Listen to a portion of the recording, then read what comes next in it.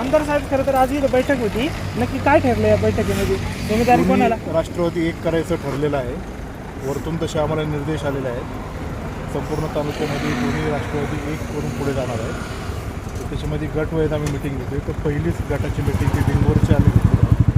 त्यामध्ये सर्व कार्यकर्त्यांचं मत ऐकून घेतलं आहे आणि सर्वानुमते उमेदवार कोण द्यायचं याचा निर्णय मी आणि डॉक्टर अमोल कोल्हे आम्ही एकत्रित बसून घेणार आहे. या गटामध्ये अशी शक्यता वर्तवली जात आहे की तुतारी या पक्षाला जिल्हा परिषद देत आहे आणि खाली घड्याळ लढत आहे. याबद्दल काय माहिती सांगाल?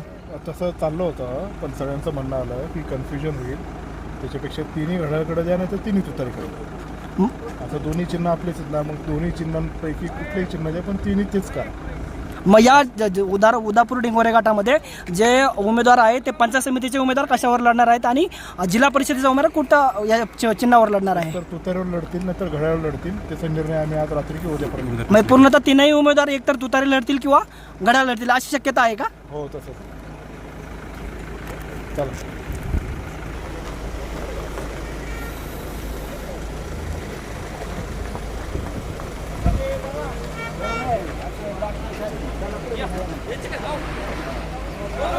जय रे, आमचं मिटलं का? काय ठरलं मग? उद्या उद्या उमेदवार गोयल साहेब खरं तर आज इथं बैठक होती, या बैठकीमध्ये नक्की काय काय चर्चा झाली, काय सांगा?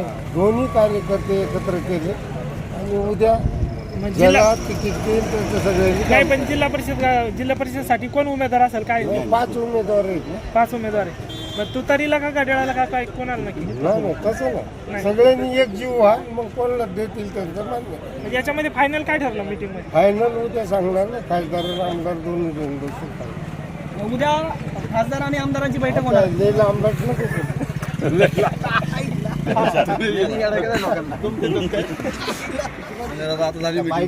काय ठरलं तुमचं मग? आमच्या पक्षाला तुमचं असं सहकार्य राहावं. नाही, तुमचं ठरलं काय ठरलं नक्की? नक्की ठरलंय काय? तिन्ही जे आता आमदार साहेबांनी तुम्हाला सांगितलं त्या पद्धतीने सगळं ठरलेलं आहे.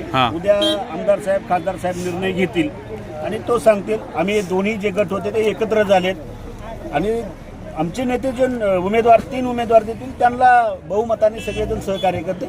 धन्यवाद. नाही मग आता उमेदवार कोण ठरला का नाही? नाही उमेदवार नाही, ते नंतर ठरेल.